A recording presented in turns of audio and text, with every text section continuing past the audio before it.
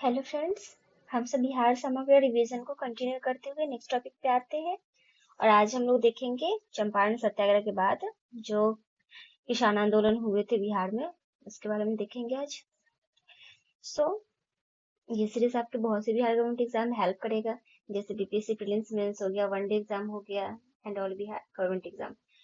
सो बिहार समग्र रिवीजन के लिए सीरीज की प्लेलिस्ट को फॉलो करें, जिसमें डेली वीडियोस अपलोड किए जाएंगे। सो अगर ये आपकी प्रिपरेशन में हेल्पफुल लगे तो press the like button, share with your friend, drop A comment and subscribe my channel. So start करते हैं। आज हम लोग चंपारण सत्याग्रह के बाद किसान आंदोलन, जो बिहार में किसान आंदोलन हुए थे चंपारण सत्याग्रह के बाद, वो देखते हैं आज। चंपारण सत्याग्रह की सफलता के बाद किसानों में एक शक्तिपुंज का काम किया था। बहुत इंपॉर्टेंट हो गया था ये चंपारण सत्याग्रह जो हुआ था। सो 1919 ईस्वी में स्वामी विद्यानंद के नेतृत्व में मधुबनी जिले के किसानों ने दरभंगा राज के खिलाफ आंदोलन किया था। किसके नेतृत्व में? कौन था इसका फाउंडर? जो ये स्वामी विद्यानंद, जो दरभंगा राज के खिलाफ आंदोलन शुरू किया था। बिहार में सर्वप्रथम 1923 ईस्वी में ही मुंगेर में शाह मोहम्मद जुबेर की अध्यक्षता में किसान सभा की स्थापना हो चुकी थी। श्री कृष्ण सिंह उसके उपाध्यक्ष थे एवं श्री सिद्ध सेवड़ी चौधरी तथा नंद कुमार सिंह उसके सचिव थे। 4 मार्च 1928 को पटना के बिहटा में स्वामी सहजानंद सरस्वती ने किसान सभा की औपचारिक रूप से स्थापना की थी। किसान आंदोलन को एक नई दिशा प्रदान हुआ था। ओके, स्वामी सहजानंद किसान आंदोलन के मूल अनुप्रेरक बन गए थे, बहुत मेन बन गए थे वो किसान आंदोलन के लिए, किसानों सबके लिए। और मरते दम तक यह उनके जीवन का लक्ष्य बना रहा, किसानों के साथ रहना, उसके आंदोलन में साथ देना। 17 नवंबर 1929 को हरिहर क्षेत्र सोनपुर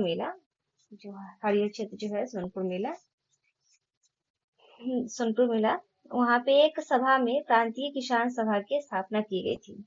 स्वामी सहजानंद उसके अध्यक्ष बने थे तथा श्री कृष्ण सिंह उसके सचिव। श्री यमुना काई, गुरु सहाय लाल और कैलाश लाल उसके प्रमंडलीय सचिव बने थे। सरदार वल्लभ भाई पटेल ने दिसंबर 1929 में बिहार की यात्रा की थी। इससे इस आंदोलन को विशेष बल मिला था। किसान आंदोलन के अंतर्गत जमींदारों के अत्याचार के विरुद्ध आवाज उठाने के लिए अतिरिक्त अन्य मांगे थी। क्या क्या मांगे थी देखते हैं। नहर शुल्क में कमी करना, माल गुजारी भुगतान की पक्की रसीद देना, बकाशत भूमि को लौटाना इत्यादि और भी थे इसमें आंदोलन में। शाहाबाद में चंपारण जिले में नहर टैक्स के विरोध आंदोलन काफी उग्र था, बहुत ज्यादा भयंकर उग्र हो रहा था, विरोध हो रहा था नहर टैक्स के लिए। शाहाबाद जिला कांग्रेस कमेटी ने नहर टैक्स वसूली की जांच शीर्षक से एक अधिसूचना जारी की थी। इस संबंध में श्री कृष्ण सिंह, अब्दुल बाड़ी और बलदेव सहाय किसानों की उचित मांगों पर बल देने हेतु शाहाबाद गए थे। किसानों की जो मांगे थी उस पर जोर देने के लिए कि हाँ उसकी मांगे पूरी की जाए, इसके लिए वो लोग पहुंचे थे। दो स्थानीय कांग्रेसी नेताओं गुप्तेश्वर पांडे एवं विध्यांचल के साथ उन्होंने जिला के विभिन्न स्थानों की यात्रा की थी। किसान आंदोलन एवं कांग्रेस की गतिविधियों को कमजोर करने के लिए अंग्रेजों के समर्थन से बनी बिहार के जमींदार संगठनों ने सितंबर 1932 में रांची में यूनाइटेड पॉलिटिकल पार्टी बनाई थी। किसने बनाई थी पॉलिटिकल पार्टी?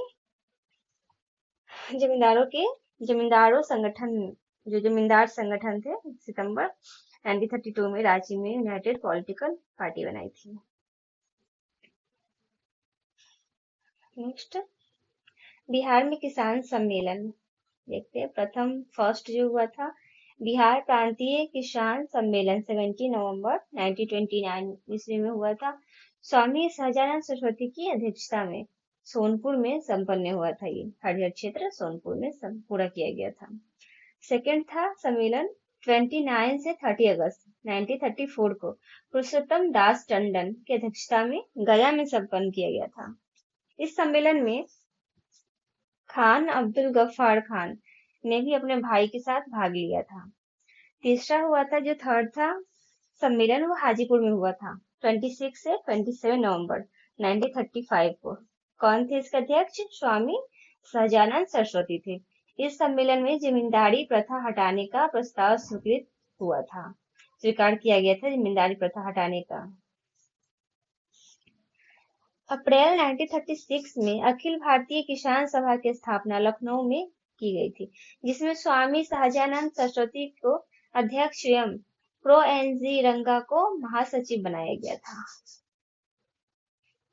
किसान सभा के संगठन को बिहार के गांवों में फैलाने में स्वामी सहजानंद सरस्वती को कार्यानंद शर्मा, राहुल संकृत्यायन, पंचान शर्मा और यदु नंदन शर्मा जैसे बहुत से वामपंथी नेताओं का सहयोग मिला था। यदुनंदन शर्मा के नेतृत्व में 1931 में गया में किसान आंदोलन हुआ था। दरभंगा के क्षेत्रों में 1931 में किसान आंदोलन हुआ था। दरभंगा के क्षेत्रों व सारण में किसानों का नेतृत्व यमुना काई ने किया था। साथ कौन दिया था? यमुना काई ने। जबकि अन्नावाड़ी क्षेत्र में किसानों के नेता राहुल सक्रियान थे। किसानों के नेता कौन बने थे? राहुल सक्रियान। बिहार प्रांतीय किसान सभा ने सभाओं, सम्मेलनों और प्रदर्शनों का भी आयोजन किया था। 1935 ईस्वी में किसान सभा द्वारा जमींदारी उन्मूलन का प्रस्ताव पारित किया जा चुका था। इसी वजह से चंपारण, सारण और मुंगेर तीनों जिले में कांग्रेस समिति ने अपने सदस्यों गणों को किसान सभा के जुलूस में भाग लेने से मना कर दिया था।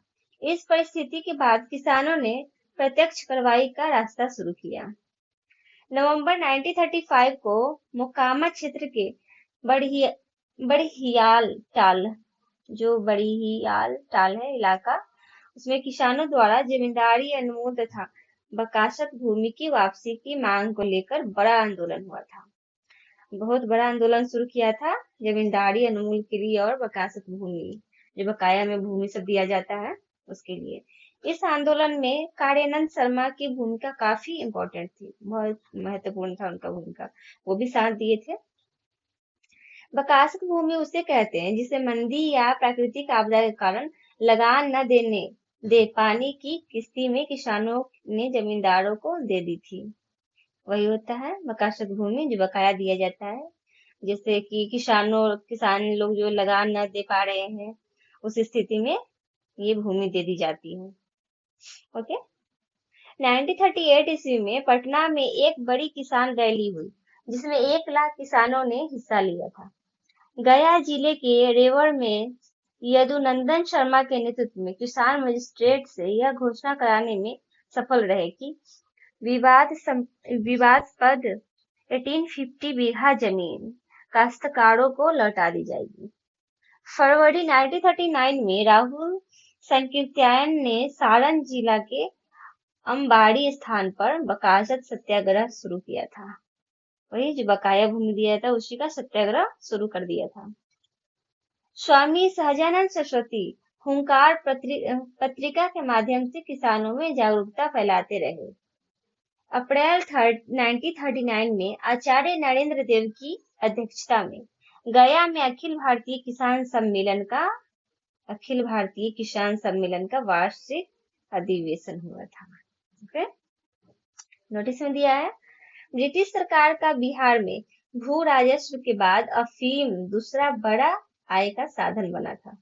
ब्रिटिश जो थे अंग्रेज लोग, उसके लिए दूसरा भू राजस्व के बाद, भूमि के लिए तो लड़ाई चल रही थी, किसानों की आंदोलन हो रहे थे, उसके बाद अफीम उसका दूसरा बहुत बड़ा आय का साधन बन चुका था। देखते हैं बिहार के किसानों से जुड़ी प्रथाएं, क्या क्या प्रथाएं थी किसानों के बीच। कुटकट्टी प्रथा, यह मुंडा जनजातियों में प्रचलित सामूहिक भू स्वामित्व की व्यवस्था थी। अंग्रेजी शासन द्वारा इस प्रथा में हस्तक्षेप के कारण मुंडा विद्रोह हुआ था। ओके, हम लोग जनजातीय विद्रोह पढ़े थे, उसी में हम लोग मुंडा विद्रोह भी देखे थे, याद है आप लोग को? उसी में कम्युनिटी कम्युनिटी प्रथा। बिहार एवं उड़ीसा में प्रचलित इस प्रथा के अंतर्गत कृषि दास के रूप में खेती कराने वाले कन्या जाति के लिए अपने मालिकों द्वारा प्राप्त ऋण पर दी जाने वाली ब्याज, जो ऋण पर ब्याज दिया जाता है उसके बारे में, इस उसकी राशि के बदले जीवन भर उसकी सेवा करते थे। ये भी प्रथा था। थर्ड था तीन कठिया प्रथा। चंपारण क्षेत्र में अंग्रेज बगान मालिकों द्वारा इस प्रथा को लागू किया गया था। इस प्रथा के अंतर्गत प्रत्येक किसान को अपनी खेती योग्य जमीन के 15% 1 बीघा में 3 कट्ठा भाग में नील की खेती करनी पड़ती थी। ये सब जो प्रथा शुरू किया था कौन? अंग्रेज, वो सब था। ओके, अब देखते हैं हम लोग बिहार में अफीम की खेती। ब्रिटिश राजस्व क्या था उसमें, देखते हैं। बिहार में अफीम की खेती मुगल बादशाह अकबर के समय से आरंभ हुई थी। उसी टाइम से स्टार्ट हो गया था, अकबर के टाइम से। प्रारंभिक रूप से कोयरी जाति के किसान इसकी खेती करते थे। जो कास्ट का कोयरी रहता था वैसी खेती करता था। औपनिवेशिक कालीन बिहार में पूर्वी भारत कंपनी के अधीन करीब 5 लाख बीघे में अफीम की खेती की जाती थी। किसानों को इसके लिए नगद दिया जाता था और सारा माल कंपनी को देना पड़ता था। इस तरह गांव से जिले स्तर तक का ढांचा तैयार किया गया था, जिसका मुख्यालय पटना में था। ओके, जहां अफीम की फैक्ट्री थी, जिसमें अफीम के केक बनाए जाते थे। अफीम की केक भी बनते थे। अफीम एक नशीली चीज होती है, नशा उसमें नशीली, वो एक ऐसी होती है बहुत, वहां जहाँ पे अफीम की खेती की जाती है वो जमीन भी पूरी बंजर हो जाती है और वो नशीली टाइप की चीजें होती है। अतः इसकी नीलामी कलकत्ता में की जाती थी, फिर इसे चीन के बाजारों में बेचा जाता था। अफीम भू राजस्व के बाद ब्रितानी सरकार की आमदनी का दूसरा प्रमुख स्रोत था, जिसमें बिहार की एक बड़ी भागीदारी थी। ब्रितानी अफीम के बदले चीनियों से चाय और चांदी लिया करते थे।